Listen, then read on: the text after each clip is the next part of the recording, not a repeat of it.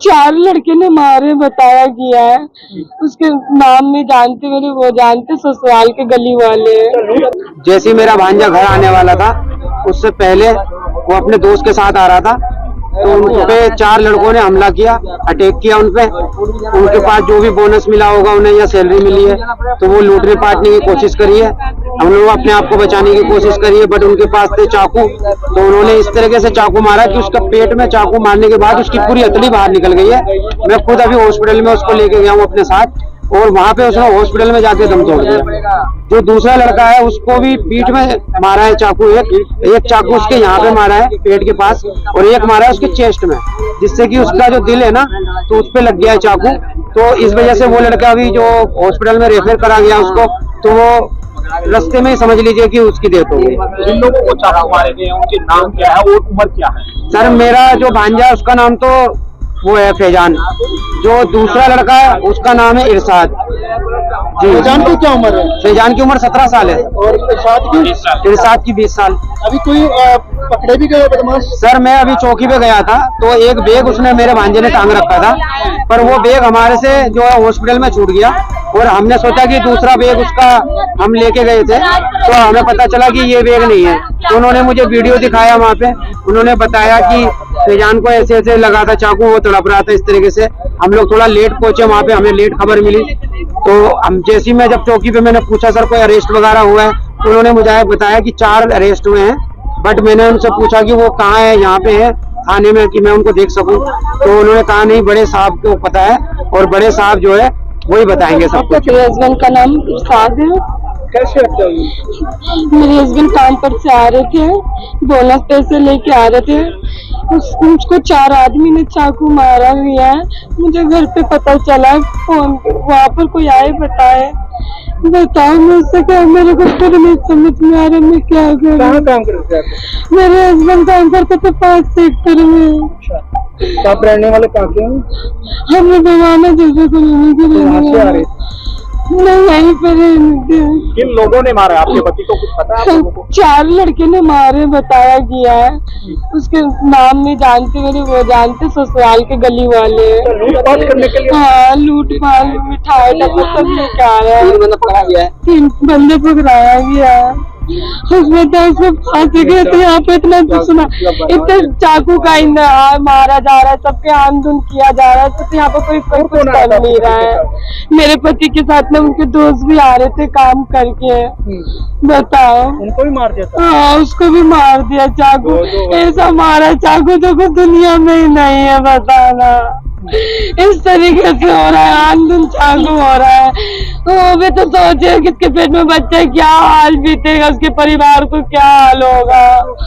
हाँ बताना, इस तरीके से चलेगा? कुछ तो सुनवाई करो, कुछ तो कोई फैसला ही नहीं कर रहा है ना। उसको फांसी की सजा दिलाओ, ऐसा कैसे होगा बताओ, मेरे को तो कुछ नहीं समझ में आ रहा है।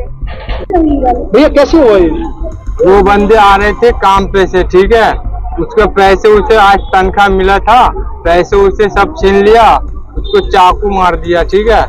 चाकू मारने के बाद उसके 4 बंदे हैं उसके साथ में, 2 बंदे ये था, 2 बंदे को जान से मार दिया गया, पैसे उसे छीन के वो चले गए। जिन लोगों को मारा गया वो क्या काम करते थे और कहाँ से आ रहे थे? वो गाड़ी पेंट करता है, सेक्टर 5 में काम करता है। क्या नाम था, कितनी उम्र थी? इरशाद 16 साल का था। फैजान नाम है ना, फैजान, हाँ फैजान, उसका कम से कम 17 साल उम्र था। ये देखो यहाँ जो पार्टी छोड़कर दूसरे पार्टी में जाता है, वहाँ जो उसके पिताजी जिंदगी भर कांग्रेस में रहे, वो रोजाना अपनी पार्टी बदल रहे हैं, रोजाना अपना रुख बदल रहे हैं। अब राज्यसभा में सांसद होने के बावजूद भी वहां आ रहा है, इसका मतलब क्या है? इसका मतलब वही तो पूछो भाई, कोविड में कहा था आप कहाँ थे कोविड में? ये तो पहले पूछो उसको, फिर पता चलेगा वो जनता से जुड़े हुए लोग हैं कि नहीं है। इसलिए आज संविधान का धोखा आज भी खत्म नहीं हुआ। महाराष्ट्र लूटा जा रहा है, तब ये चुप बैठने वाले लोग हैं। महाराष्ट्र को लाचार बनाने वाले लोग, सरकार वहां बैठी, तब भी ये चुप बैठने वाले लोग हैं। महाराष्ट्र का स्वाभिमान जागरूक करने के लिए, जैसे इन्होंने अभी एक समस्या बताई, वो उसको लेकर काम करने वाले लोग चाहिए। और इसीलिए तो हमारे अमीन पटेल साहब को राष्ट्रकुल संसदीय मंडल ने एक उत्तम संसद पटु करके उनका सम्मान किया है, वो बोलना नहीं इतना आसान नहीं होता। कॉमनवेल्थ पार्लियामेंट्री एसोसिएशन का बेस्ट एमएलए करके जिसको सम्मानित किया जाता है वो हमारे मुंबा देवी का आमदार है भैया। तो मुंबा देवी के आमदार लोग तो उसके साथ जुड़े, उसको दोबारा चुनकर पिछले से भी ज्यादा वोटों से, दुगुना वोटों से हमारे अमित पटेल जीत कराएंगे। चाइना इनसे मायावती की प्रत्याशी यहाँ पे, लेकिन पहले वो अपेक्षा कर रही थी कि उन्हें वर्ली की सीट मिलेगी, लेकिन फाइनल उनको मुंबा देवी की सीट मिली है। उनकी हालत देखो ना भैया, जिंदगी भर वो भाजपा में रही, अब कहीं नहीं तो इनके दूसरे पार्टी में गई। और ये इम्पोर्टेड नहीं चलता, यहाँ इम्पोर्टेड माल नहीं चलता हमारे यहाँ ओरिजिनल माल चलता है, ओरिजिनल माल है हमारा। है एकनाथ शिंदे जी की लाडकी बहन योजना, दूसरे तरफ है प्रधानमंत्री के उज्ज्वला, मुद्रा बैंकिंग, आवास योजना, जहां महिला सशक्त होती है। आप देखें तो द्रौपदी मुर्मू एक ट्राइबल महिला बनती है राष्ट्रपति, और दूसरे तरफ महाविनाश अगाड़ी के अरविंद सावंत मुझ जैसे प्रोफेशनल महिला को क्या बोलते हैं, इंपोर्टेड माल। ये जो आइटम और ऑब्जेक्टिफिकेशन है महिलाओं का, मुझे लगता है ये ना सिर्फ उनकी मानसिकता स्पष्ट होती है, सोच विचार, लेकिन वहां उपस्थित थे कांग्रेस के एमएलए अमीन पटेल जो हंस रहे हैं ये कमेंट के ऊपर। मैं आपको बोलना चाहती हूं, आपको अभी कानूनी तौर पे हम कार्रवाई पुलिस स्टेशन पे जाके, नागपाड़ा पुलिस स्टेशन पे आपको माफी मांगनी पड़ेगी। और अंत में जरूर कहूंगी कि मां मुंबा देवी का तो खौफ रखिए, क्योंकि जब आप माल जैसे शब्दों का इस्तेमाल करते हैं तो आपकी विकृत मानसिकता तो स्पष्ट है, लेकिन ये महाविनाश अगाड़ी जो बेहाल होने वाली है 20 तारीख को, वो भी दिखाई देता है। पिक्चर क्लियर, कौन कौन कैंडिडेट रहता है, कौन से पार्टी से रहता है, उसका पूरा पिक्चर आपको 4 तारीख को शाम तक मिलेगा, तब मैं आपके साथ बोलूंगा। महाराष्ट्र में 20 नवंबर को विधानसभा चुनाव के लिए वोट डाले जाएंगे। राजनीतिक दलों के बीच आरोप प्रत्यारोप के दौर जारी है। एनसीपी शरद पवार गुट के जयंत पाटिल ने महाराष्ट्र के उप मुख्यमंत्री देवेंद्र फडणवीस पर बड़ा आरोप लगाया है। उन्होंने फडणवीस पर उप मुख्यमंत्री अजीत पवार को ब्लैकमेल करने का आरोप लगाया है।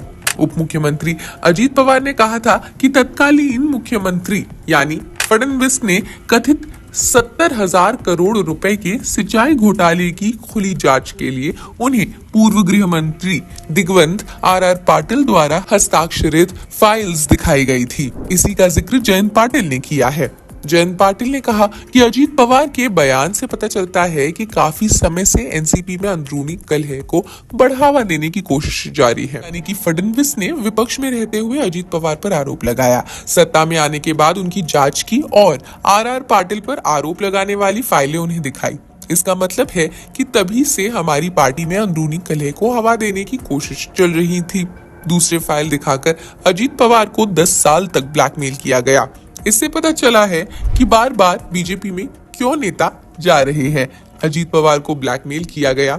जयंत पाटिल ने कहा कि अजीत पवार के बयान ने देवेंद्र फडणवीस की कार्यशैली को उजागर कर उन्हें एक बड़ी मुसीबत में डाल दिया है। उन्होंने अजीत पवार के बारे में कहा कि उन्हें लगता है वो खुद को इसकी वजह से घिरा हुआ पाएंगे, लेकिन उन्होंने देवेंद्र फडणवीस को और मुसीबत में डाल दिया है। इससे पिछले 10 सालों में फडणवीस की कार्यशैली के साथ साथ दोनों के रिश्ते भी उजागर हो गए हैं। अगर वो नेता प्रतिपक्ष को फाइल दिखा दे तो मुझे समझ आता, लेकिन वो अजीत पवार महज एक विपक्षी विधायक थे। 29 अक्टूबर को सांगली जिले की तासगांव विधानसभा सीट पर एक चुनावी रैली को संबोधित करते हुए अजीत पवार ने कहा था कि 2014 के विधानसभा चुनावों में भाजपा की जीत के बाद सीएम बने देवेंद्र फडणवीस ने उन्हें आर पाटिल द्वारा हस्ताक्षरित एक फाइल दिखाई, जिनमें मामले में उनके खिलाफ जांच की सिफारिश की गई थी। जयंत पाटिल ने कहा, ऐसे व्यक्ति के खिलाफ बात करना जो अपना बचाव नहीं कर सकता बहुत गलत लगता है। वो उनके साथ न जुड़ने के लिए हमारी आलोचना कर सकते हैं, लेकिन जब पार्टी विभाजित हुई तब आर पाटिल जीवित नहीं थे। वो उसका नाम कैसे घसीट सकते हैं 9 साल बाद? क्यों? इससे पता चलता है कि वो यानी अजीत पवार किसी भी व्यक्ति के बारे में कुछ भी बोल सकते हैं, भले ही उनके साथ कोई भी काम कर रहा हो।